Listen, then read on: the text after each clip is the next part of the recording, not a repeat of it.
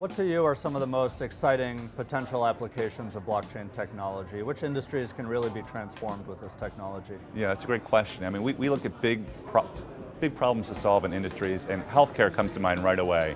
If you've ever gone to the doctor for a pre-approved procedure, there's oftentimes 9 to 12 touches to actually get that procedure done, and yet it's pre-approved. Blockchain is now, one company we love is Coral Health out of Canada, and these guys really have it figured out. So you show up, it's 2 touches to get your pre-approved procedure performed, and that's because all the medical records between the insurance provider and the healthcare provider, they just go right together. Right. So it just reduces the extra steps and the extra hassle. Yesterday on a panel, you said something really interesting, which is whatever money you may be interested in putting in this space, be willing to lose all of it. What did you mean by that? How high are the risks in this space for investors? Yeah, I mean, I think it depends on your personal risk tolerance. Again, as a CEO of a publicly traded company, I don't want to see anyone lose money, but it's still so early. I think that 1% is what the global asset allocators are calling for. Now, if you're an individual investor and you have a higher risk tolerance, that might be 5% for you specifically.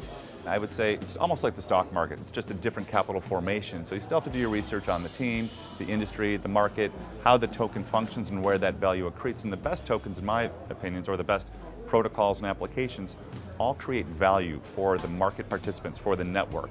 And the greater value you add to the network, the more rewards you get. So that to me is really where you want to look. And again, it's almost like picking stocks, but it's so new and it's so early. I think it's safe to say that many of these companies probably won't exist, maybe 95% at some point, but the other 5% will likely be substantial in size. So it's so early and new, which probably means there are misconceptions that you hear all the time. What are some of the largest misconceptions you've heard about the blockchain space? I think the biggest one is that blockchain will solve everything. There's always going to be a level of centralization needed for governments, for large institutions to just require that dynamic so they can control their platform and their offering. On the other side, you have, blockchain is good for nothing. It's not going to solve anything.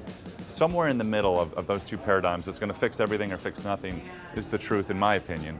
And I believe that in the next 12 months, we're going to see real live, real world applications that will make a difference in people's lives. And in my opinion, it's here to stay.